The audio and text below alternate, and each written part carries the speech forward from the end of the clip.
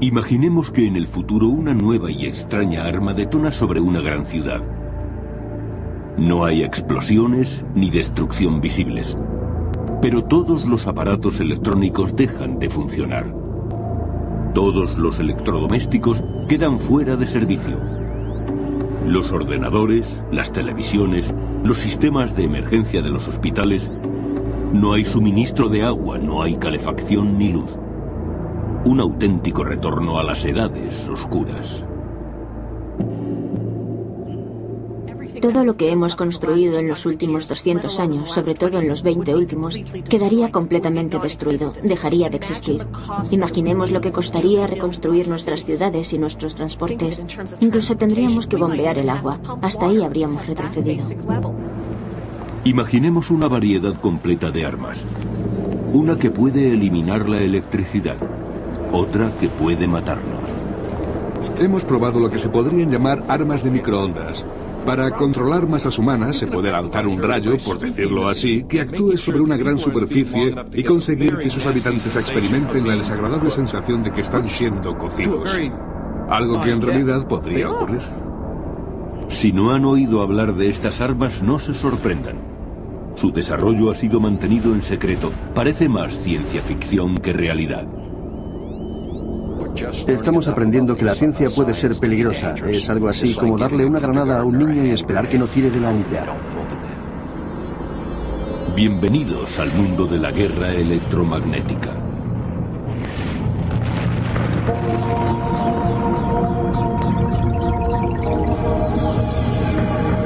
Investigaciones electromagnéticas.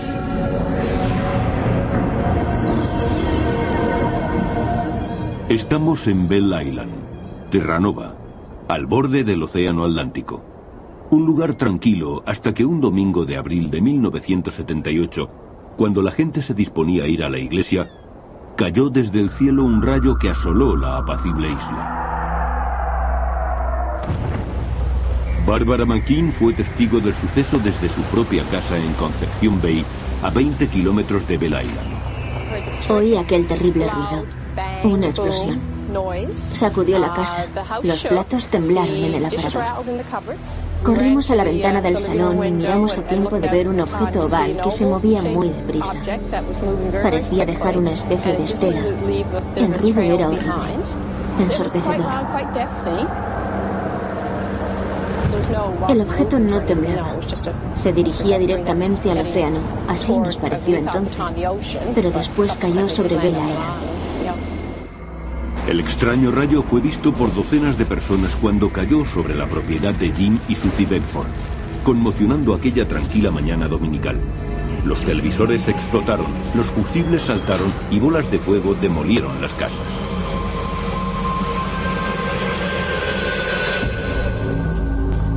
Sí, yo estaba en Bell Island el 2 de abril de 1978. Steve Parsley, vecino y yerno de los Beckford, acababa de salir del granero cuando cayó el rayo. Cuando miré vi que la puerta temblaba. Había mucho polvo. El granero saltó por los aires. Todo lo demás desapareció. Fue una explosión tremenda. Los satélites registraron emisiones de luz equivalentes a la explosión de una bomba de 10 megatones, una de las mayores emisiones de la historia. En Ottawa, la capital de la nación, los escáneres militares también recogieron la explosión de 10 megatones. Se avisó al primer ministro y los militares enviaron al inspector de incendios Jim Farrell. En cuanto vi los fusibles y las incrustaciones en las paredes, me di cuenta de que algo extraño había ocurrido. Quedé sorprendido. El granero estaba en ruinas. Los pollos y las gallinas habían muerto. Comprobé que la electricidad, o la descarga, había afectado los clavos del suelo. Al salir, vi que el aislamiento se había fundido en los cables. Se lo enseñé al señor Beckford. Estaba tan sorprendido que preguntó, ¿y esto qué ha sido? Le tuve que decir que no lo sabía.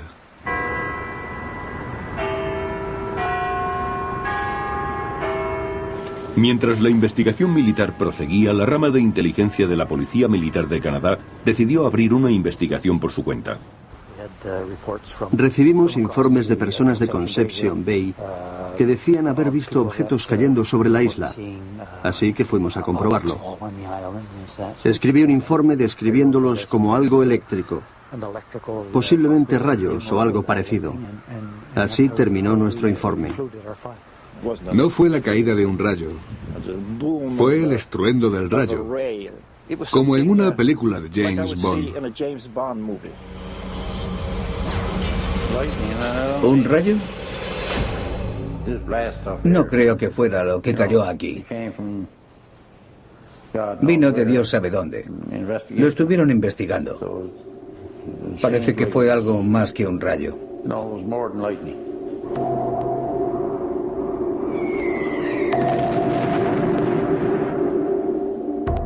Los informes oficiales dijeron que la explosión fue causada por la caída de un rayo. Pero los residentes locales eran escépticos y se preguntaban si realmente había sido causada por un fallido experimento militar. Ocurrió en 1978, en plena Guerra Fría, cuando reinaban la incertidumbre y el miedo. La Unión Soviética y Estados Unidos estaban desarrollando arsenales nucleares, razón suficiente para albergar temores.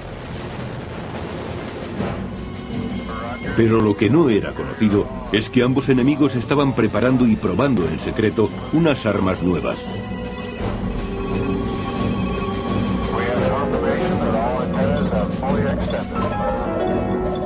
Cuando ocurrió aquel suceso en Belle Island, las armas electromagnéticas o de energía dirigida venían siendo estudiadas desde hacía 30 años. La investigación continúa en la actualidad y se vaticina una nueva forma de hacer la guerra. Se trata de la revolución militar, como la llaman los propios militares. Es una evolución de las municiones convencionales al armamento energético, ya sean láseres de alta potencia, rayos iónicos o microondas, para crear sensación de calor corporal. Esta es la nueva tendencia. Los militares hablaron en un documento de 1989 de la revolución militar y de los conflictos bélicos, refiriéndose a este cambio, y lo consideraron similar al de la introducción de la pólvora en la Europa medieval o al uso de la energía atómica en el último siglo. El cambio referido sería tan notable como los anteriores.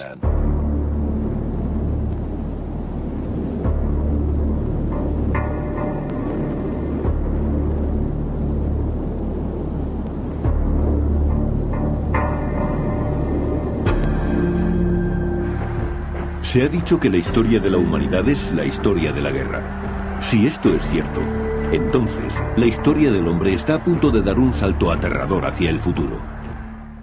Este es el comienzo de la era moderna de la ciencia. Es obvio que hemos presenciado un rápido desarrollo de la tecnología armamentística. Se empezó con la pólvora. Luego vinieron los barcos con cañones, las fuerzas aéreas, las mejoras en los explosivos, y así una larga serie de avances.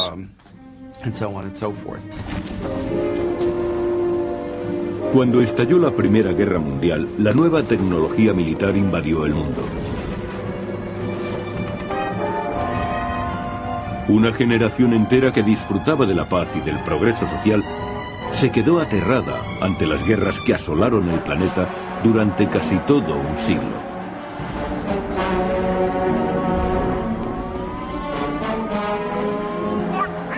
Este progreso en la capacidad técnica para producir violencia alcanzó su apogeo con la aparición del armamento nuclear. Fue la culminación de una tendencia que se inició en la Edad de Piedra, cuando un ser humano cogió por primera vez un hueso para golpear a su rival. Entonces fue cuando comenzó esta evolución que ha continuado hasta el desarrollo de las armas nucleares. La perspectiva de la destrucción mutua pudo haber detenido a las superpotencias, pero no contribuyó a detener el desarrollo armamentístico. Conforme progresa el siglo XXI, la misma tecnología que nos dio el beneficio de los móviles, los microondas y el control a distancia, se aplica ahora a una nueva gama de poderosas armas. Este desarrollo no fue conocido hasta que un periodista del New York Times empezó a investigar. El New York Times quería publicar un reportaje sobre las nuevas fronteras de la tecnología militar. Anteriormente habíamos publicado mucho acerca de lo que se denominaban bombas inteligentes y municiones guiadas por satélite, y ahora queríamos saber cuál sería la nueva frontera. Entrevisté a varios analistas militares que conocía y a inversores de la industria militar y me hablaron de una nueva clase de armamento, de energía dirigida o armas electromagnéticas. Así empezamos, pero el gobierno no quería dar mucha información. Muchos de aquellos programas siguen siendo secretos o están clasificados. Los fabricantes trabajan en una gama completa de armamento electromagnético con un poder destructivo cientos de veces superior al de la corriente eléctrica producida por un rayo. Una de estas armas puede aniquilar a los misiles enemigos en el cielo. Otra puede ser usada para cegar a los soldados contrarios en el campo de batalla. Otra puede paralizar a una masa de gente quemándole la piel. Un arma electromagnética usada contra una ciudad destruiría toda la electrónica en unos segundos.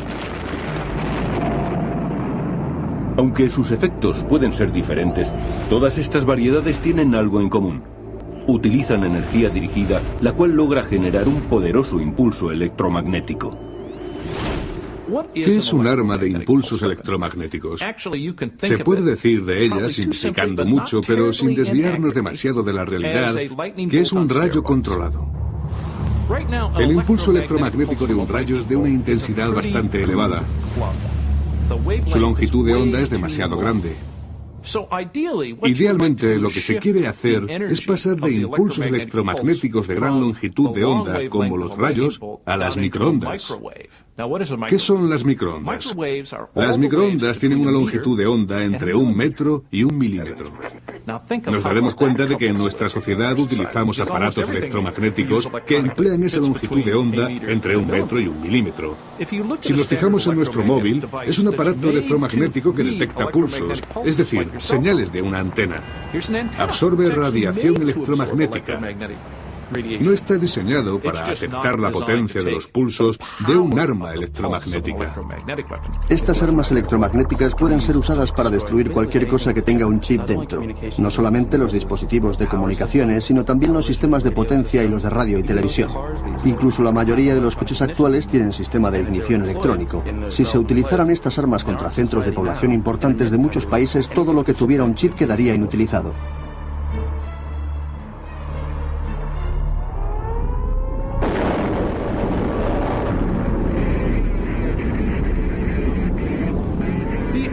El efecto de los impulsos electromagnéticos como arma fue descubierto accidentalmente durante las primeras pruebas nucleares. Cuando se hicieron explosionar las primeras bombas atómicas, los equipos electromagnéticos de registro, de los que teníamos muchos, se estropearon. Todo el mundo se dio cuenta, porque eran utilizados para registrar los efectos de las bombas. Se fijaron en los equipos destruidos y se preguntaron, ¿qué ha ocurrido aquí? Porque no había daños por viento ni por sobrepresión. Pero el equipo había quedado inservible. No se tardó mucho, después de repetidas experiencias, en notar que se generaban impulsos electromagnéticos gigantescos cuando una bomba nuclear explosionaba. Un gran impulso electromagnético es muy nocivo para equipos desprotegidos. Entonces se dijeron, vale, este es el efecto de una nueva arma. A principios de los años 50, en Los Álamos, donde se realizaban experimentos nucleares, se preguntaron, ¿qué os parece si creamos nosotros esos impulsos electromagnéticos? Y así se comenzó a investigar la forma de convertir la energía explosiva en energía eléctrica. Desde entonces, los laboratorios se han dedicado a programas de investigación de armamento electromagnético y de microondas de alta energía. Los Álamos, Nuevo México, es el lugar donde se creó la bomba atómica. Toda la zona está controlada por el Departamento de Energía y el de Defensa. Hay carteles que avisan a los visitantes de que las carreteras pueden ser cortadas sin previo aviso en cualquier momento. Es difícil de imaginar que este lugar tan vigilado pueda tener alguna relación con la apacible Bell Island de Terranova.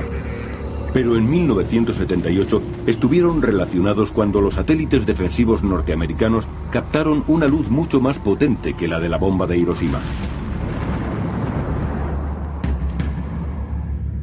Esto hizo que 2 científicos de Los Álamos fueran a Bell Island.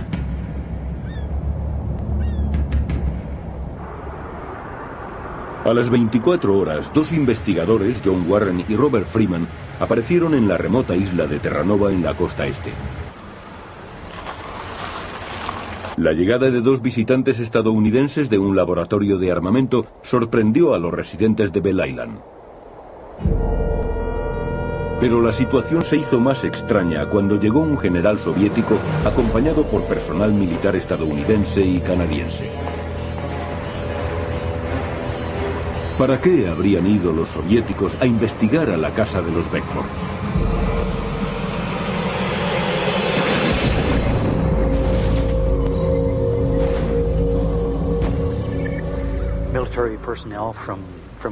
Vino aquí personal militar de Canadá, de los Estados Unidos y de la Unión Soviética. Visitaron la zona y nos preguntaron si habíamos recogido algo diferente de lo que habían conseguido ellos. Pero no fue así.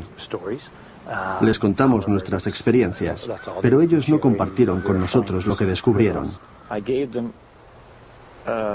Les di muestras que había recogido. Las metieron en una caja de metal y la cerraron muy bien. Eran muy reservados. Si querían hablar algo sobre ellos, nos decían que les perdonáramos un momento. Y se alejaban y empezaban a tomar notas. Me interrogaron varias veces. ¿Por qué fueron 2 enemigos de la Guerra Fría a investigar la caída de un rayo en Bell Island? ¿Pero fue realmente un rayo? O como dijeron los periódicos y los científicos, fue el resultado fallido de un experimento militar.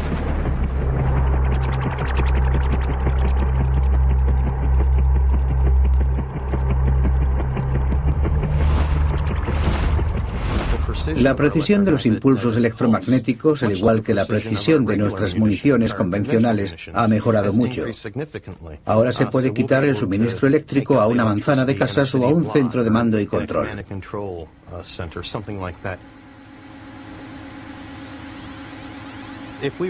Si se pudiera ver un impulso electromagnético, sería como los que se ven en las películas de dibujos animados, cuando se proyecta energía desde algún dispositivo. Así sería un impulso electromagnético, si lo pudiéramos ver.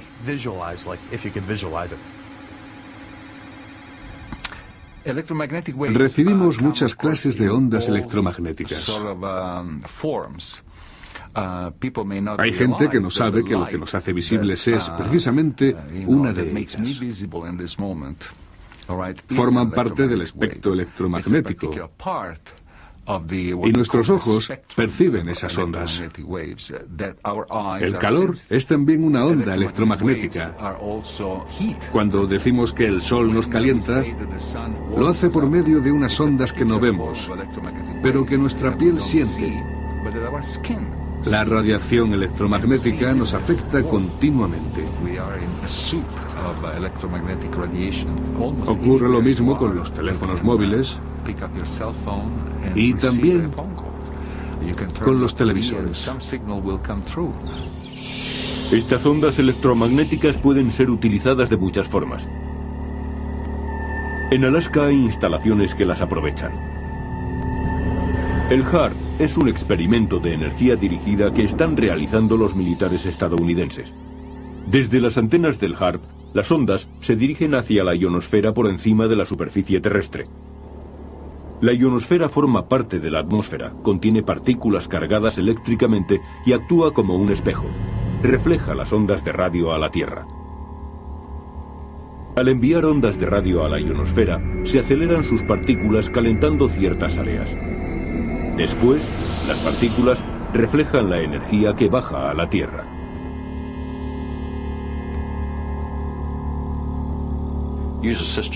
Con un sistema como el HAARP se pueden crear grandes concentraciones de energía.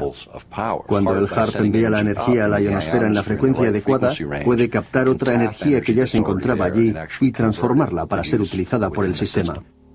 El HAARP es tan potente que puede hacer que la ionosfera vibre en armonía con su señal. La señal de HARP se puede utilizar como un radar más allá del horizonte para detectar misiles y aviones hostiles.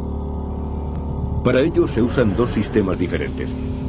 Uno crea un espejo de plasma y el otro reenvía la señal. En cuanto los misiles enemigos son detectados, el ejército puede utilizar diversos sistemas de energía dirigida para eliminarlos.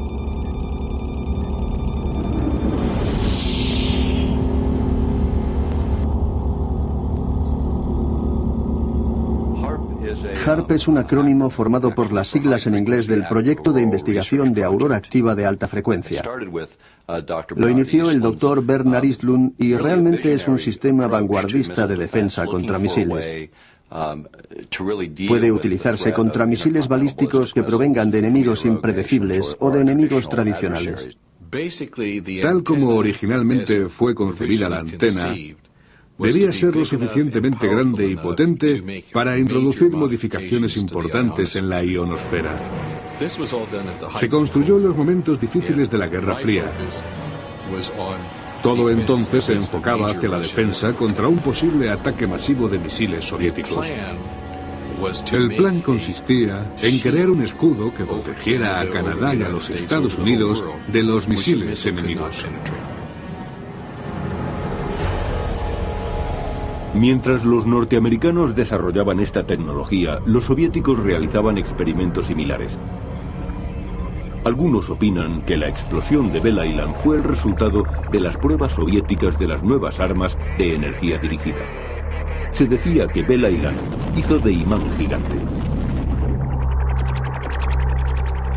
El lugar contiene grandes depósitos de mineral de hierro y las minas abandonadas cuentan con muchos kilómetros de tuberías de cobre.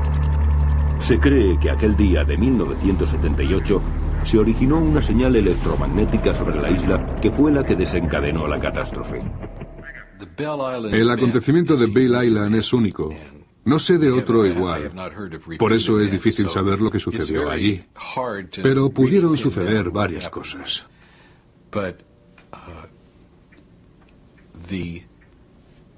Una de ellas es que la zona tuviera un alto voltaje y produjera un camino conductor de la electricidad a través de la atmósfera.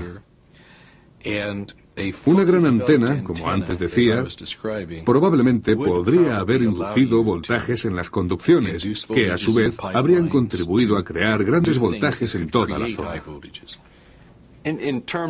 Acerca de Belle Island, no puedo hablar específicamente de lo ocurrido allí, pero parece que los hechos están relacionados con un transmisor como el HARP. Fijémonos en lo que pasaría si se utilizara una de estas tecnologías. Si la señal que proviene de la Tierra y que se concentra en la ionosfera crea un camino conductor, este capturaría la energía de la ionosfera. En otras palabras, actuaría como un cable de cobre que se enchufara a la red eléctrica. ¿Qué ocurriría entonces? Se crearía el mayor rayo que hubiéramos visto en nuestra vida. Azotaría la Tierra 40 veces por segundo hasta que hubiera agotado toda su energía.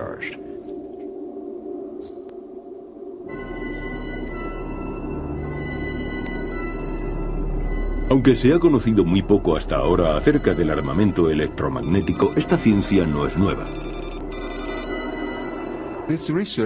La investigación comenzó hace bastante tiempo. Comenzó incluso antes de la Segunda Guerra Mundial. La razón por la que ahora se ha llegado a conocer es porque la electrónica se ha introducido en nuestro mundo.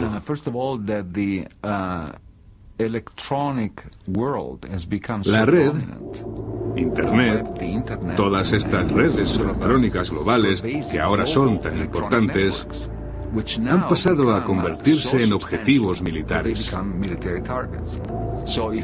Si se puede conseguir que la red global se vuelva inoperativa, se dispondrá de un arma muy poderosa. Puede que el campo de batalla sea ahora diferente. Se ha especulado que estas armas fueron utilizadas en Kosovo en 1999 y después en la guerra de Irak de 2003. Se ha llegado a afirmar que en esta última contienda fue lanzada una versión especial y secreta del misil Tomahawk. Poco después del lanzamiento, las luces se extinguieron en Bagdad, aunque no se registraron daños en la estación de distribución de energía eléctrica. Lo que sabemos es que se desplegaron bombas E de microondas muy potentes que pudieron haber sido lanzadas por medio de misiles de crucero Tomahawk. Creo, y mis fuentes militares así me lo indican, que esos ingenios pudieron ser utilizados por primera vez en Irak, pero no ha habido confirmación pública de ello. ¿Han pasado ya los días de sorpresa y conmoción? ¿Han sido sustituidos por armas y máquinas invisibles?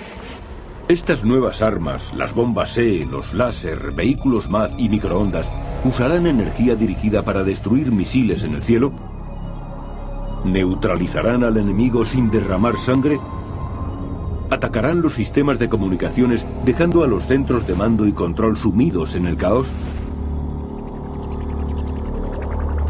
A diferencia de las bombas convencionales, la bomba E apunta al objetivo. Un inmenso impulso eléctrico sale de la bomba concentrando la energía delante, en la antena de microondas. La bomba se desintegra en el aire justo en el momento en el que el rayo de microondas es lanzado contra el área del objetivo. Este área ha sido denominada la huella mortal. Cualquier aparato electrónico que no hubiera sido protegido empezaría a arder y olería a barniz quemado. Todos hemos visto quemarse un electrodoméstico y conocemos ese olor característico. Oleríamos así porque los aparatos estarían friando. El objetivo de las armas electromagnéticas es hacer que ardan los circuitos internos. Hay una segunda categoría de armas que utilizan la energía láser. Mientras que las armas electromagnéticas lanzan un potente impulso, el láser es un hilo continuo de radiación con intensidad suficiente para causar grandes daños. Podremos usar láser de alta energía no solamente para destruir aviones, sino también, y esto es más importante, para destruir vehículos no tripulados, que son blancos pequeños. También han sido exitosas las pruebas de destrucción de proyectiles de artillería. Usando los láseres de gran potencia dirigidos a un blanco muy pequeño, hacen que estalle el proyectil antes de que llegue a tierra. Estas nuevas armas no han sido diseñadas únicamente para combatir a la artillería y a las comunicaciones. Han sido diseñadas también para ser usadas contra las personas. Una de las cosas que se trata de conseguir es un láser cegador para que los soldados enemigos, al mirar a uno de esos láser de banda ancha y de barrido tratando de atacar una posición, queden temporalmente ciegos. Hemos estado haciendo pruebas con ellos. Los llamamos armamento de microondas para control de masas. Lo que hacen en lugar de lanzar un impulso único es dirigir energía continuamente calentando la piel con mucha rapidez. Algo muy parecido a los hornos de microondas, casi igual, pero lanzan pulsos controlados de microondas. De esta manera se puede conseguir enseguida que una fuerza atacante se retire cuando empieza a sentir que la piel les está ardiendo. Algo bueno que tienen las armas de microondas es que no es necesario matar a las personas. En los países donde hay guerra, no es siempre fácil distinguir a las fuerzas de oposición de los civiles. Si se utilizan armas de energía dirigida similares a los inofensivos apuntadores rojos de láser o a los escáneres de los supermercados, los militares pueden detener a sus enemigos sin causarles heridas permanentes. En Somalia había milicianos que no llevaban uniforme. Iban mezclados con civiles. Era casi imposible saber quién era quién. Lo hacían para disparar con impunidad contra los soldados norteamericanos. En situaciones así es muy conveniente contar con armas que puedan dispersar al enemigo sin necesidad de matar civiles, que es lo que no se quiere hacer.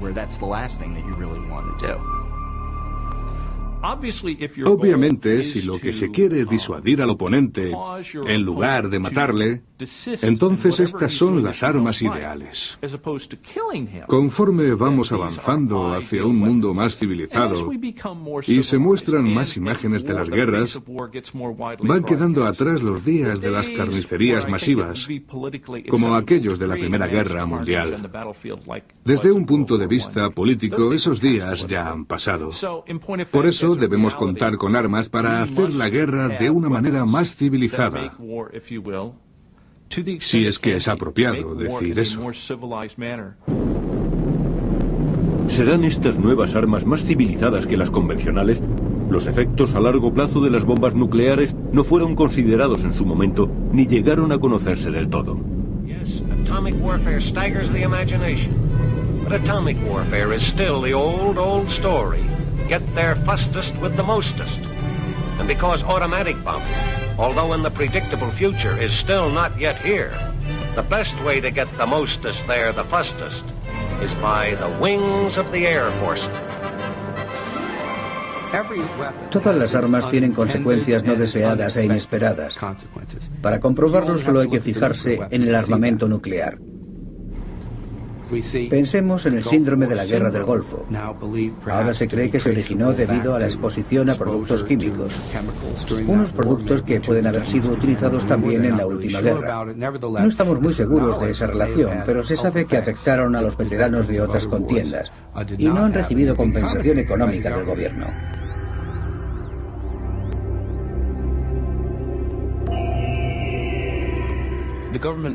Puede que el gobierno sepa más que nosotros acerca de los efectos potenciales de esos sistemas sobre la salud. Sabemos que la Fuerza Aérea dispone de un laboratorio de sistemas humanos en el que se investiga lo que esas armas pueden hacer a las personas. Sus investigaciones no se han publicado. Teóricamente, esas armas han sido construidas para afectar a la electrónica sin dañar a las personas, pero pasarán años antes de conocer las consecuencias que esas armas puedan tener sobre la salud de los seres humanos.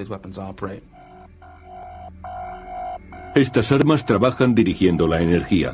Es como si se pudiera controlar el rayo. Cuando se dio la explosión de Belle Island en la casa de los Beckford, fue difícil asegurar si el misterioso fenómeno tuvo repercusiones para las personas. Los vecinos dicen que Susie Beckford no fue la misma desde aquel día. Puede ser una coincidencia, pero murió 4 meses después. La causa de su muerte fue un fallo del corazón.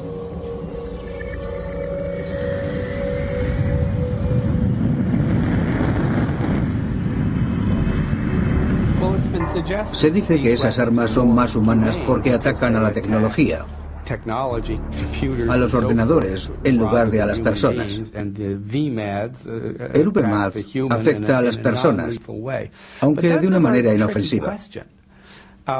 Si bien esa es una cuestión engañosa, pues esas mismas armas pueden freír nuestros ordenadores. Y el problema de proteger al propio armamento contra los impulsos electromagnéticos es algo que todavía no ha sido resuelto. Y es posible que no se pueda resolver nunca. Debido a su supremacía tecnológica, el ejército norteamericano es el más susceptible a esas innovaciones tecnológicas.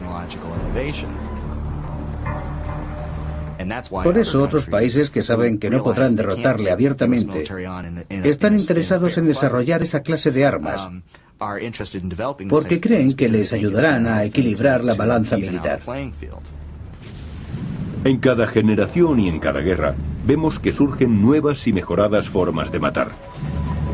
La bomba atómica en la Segunda Guerra Mundial, el napalm durante la Guerra de Vietnam, las bombas inteligentes en la Operación Tormenta del Desierto. En la actualidad, Estados Unidos está preparado para asombrar al mundo con una amplia gama de nuevas y poderosas armas. Otros países también se apuntan a esta nueva carrera de armamento electrónico. No conozco quién pueda tener armamento electromagnético como el que estamos desarrollando en Estados Unidos. Puede que China y Rusia, que disponen de una tecnología militar muy avanzada. China, por ejemplo, está en la vanguardia de la tecnología láser. Creo que estos son los 3 países que pueden desarrollar esta tecnología. Puede que India sea también capaz de hacerlo. Debido a que este armamento es tan reciente, no está controlado por los tratados referidos a armas convencionales. Estados Unidos planea construir un escudo de defensa contra misiles en el norte de Canadá, con el objeto de derribar cualquier misil balístico hostil. ¿Conducirá esta medida al despliegue de armas electromagnéticas en el espacio? ¿Y liberará fuerzas demasiado poderosas para ser controladas? Estaba interesado en el Acta de Preservación del Espacio cuando me enteré de que nuestra administración en Washington se estaba ocupando de un programa llamado Visión 2020. Es un programa para que los Estados Unidos dominen el mundo desde el espacio exterior. Yo amo a mi país y me gusta decir que somos los primeros, pero no necesitamos ser el número 1 en armamento espacial. El Departamento de Defensa dispone de un centro de trabajo en Alaska que investiga los efectos de las frecuencias electromagnéticas en la ionosfera. Ese centro, que se llama ARP, ha suscitado preocupación entre muchas personas acerca de cómo serán empleados sus descubrimientos. Por ejemplo, sabemos que si ciertos impulsos de energía son dirigidos hacia la ionosfera, pueden causar un gran efecto. ¿Cuáles son los efectos negativos que quedan por conocer? Dañarán los impulsos electromagnéticos la ionosfera y destruirán uno de los escudos protectores de la Tierra de la misma manera que la polución destruye la capa de ozono.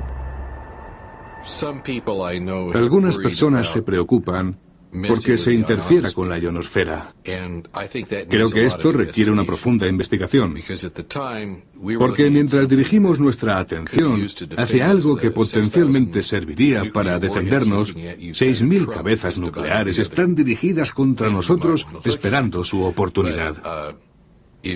Pero si se quiere construir esa antena tan grande, entonces hay que tener en cuenta los efectos secundarios.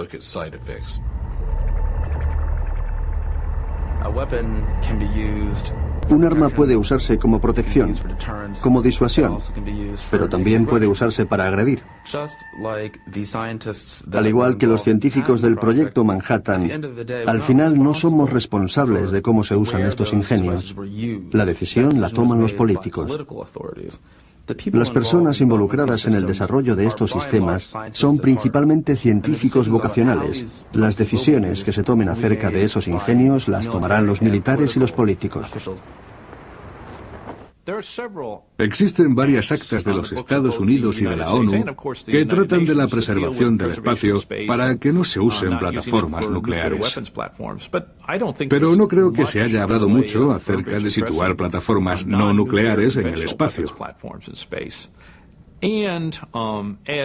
Como nuestra decisión de abandonar el tratado antimisiles balísticos demuestra claramente, cuando desarrollemos una tecnología que creamos válida para defender los Estados Unidos, hay que olvidarse de los tratados. Tenemos que defendernos. Cambiaremos los tratados para que sean consecuentes con lo que nos ofrece la tecnología actual. Eso es lo que ocurrirá. Desde los acontecimientos del 11 de septiembre, la opinión pública de la nación ha cambiado. Y ha cambiado hacia un punto de vista pro-militar. Ahora se aceptan riesgos que hace un par de años no se aceptarían. En estos momentos la gente está dispuesta a cambiar libertades personales por seguridad, usando nuevas tecnologías que pueden tener repercusiones desconocidas. La energía dirigida podría tener consecuencias terribles. Esta poderosa tecnología podría ser usada para calentar la ionosfera y convertir el clima en un arma de guerra. Imaginemos que se utilizaran inundaciones para destruir una ciudad o un tornado para aniquilar un ejército en el desierto. Los militares han empleado mucho tiempo para modificar el clima en el campo de batalla. Mucha gente no sabe que Estados Unidos firmó tratados con la antigua Unión Soviética y con otros 60 países a mediados de los años 70, en los que se acordó no utilizar la geofísica como arma. Los tratados solamente permitían hacerlo dentro de los límites nacionales, pero la realidad es que no se puede acotar el clima con barreras artificiales. Debemos empezar a preocuparnos cuando el gobierno estadounidense dice que se deberían cambiar los tratados de modificación del clima. ¿Qué pesadilla podría desatarse si avanzamos en esa dirección? Aunque tendemos a pensar en armas dentro del contexto bélico, la policía y los militares han utilizado con frecuencia pulverizaciones de pimienta, gas hilarante y cañones de agua para controlar revueltas. ¿Se volverán ahora las armas de microondas contra los ciudadanos? ¿Serán usadas siempre de manera no mortífera? En teoría se puede producir una sensación de gran incomodidad sin causar un daño permanente. Esa es la cuestión, una muy seria. La siguiente cuestión es si se abandona este uso de la nueva arma para utilizarla como arma de muerte. Eso es algo a lo que debemos enfrentarnos. La última vez que se usó el fuego para controlar a la gente fue en la Edad Media. Se les quemaba en la hoguera. Después se dieron cuenta de que era algo inhumano y ahora hemos vuelto a lo mismo. Si hay algo que hemos aprendido con el desarrollo de las armas nucleares hace 60 años, es que los gobiernos tienden a hacer que esos ingenios sean cuanto más potentes mejor. Se confía en que nunca serán usados, en que servirán como disuasión.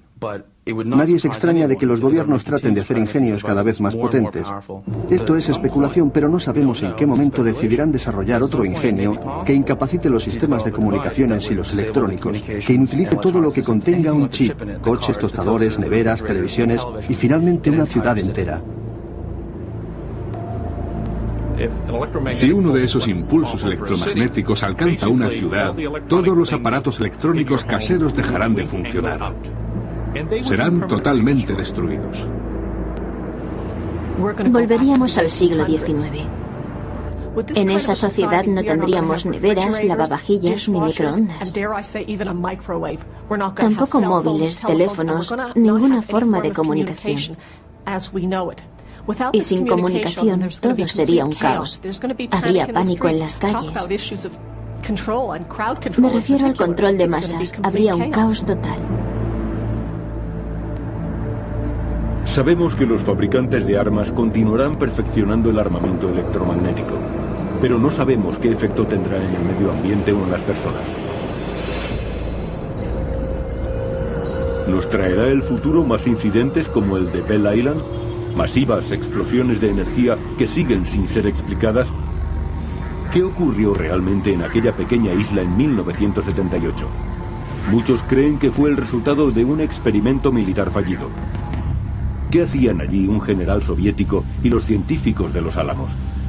Una teoría muy popular era que los soviéticos trataban de dirigir una señal electromagnética hacia Cuba, pero fue atraída hacia tierra por los depósitos de mineral de hierro y los kilómetros de tuberías de cobre subterráneas de Bell Island, que actuaron como un gigantesco imán. Otros dicen que fue una poderosa llamarada solar, y hay quien dice que fue un rayo caído del cielo. Nunca sabremos lo que ocurrió realmente en Bell Island, si el rayo fue un fenómeno natural o el efecto de un arma. Pero lo que sí sabemos es que el nuevo armamento tratará de imitar la explosión de Bell Island. ¿Qué ocurriría si aquello tuviera lugar no en la tranquila Bell Island, sino en Toronto o Nueva York? ¿Qué daño hubiera causado en una ciudad densamente poblada? Creo que cuando hay vidas humanas involucradas, debemos participar en la discusión. Las personas deben contar en un debate sobre sistemas armamentísticos que pueden cambiar la forma de hacer la guerra. En las democracias, particularmente en las que son fuertes y pueden controlar las fuerzas militares del planeta, debe haber ciudadanos, posibles afectados, que participen en los debates. Pero esos debates no se están produciendo. No se conocen los efectos que el uso de estas armas pudiera producir a largo plazo. Especialmente tratándose de un arma que utiliza intensas ráfagas de radiación, de radiación electromagnética.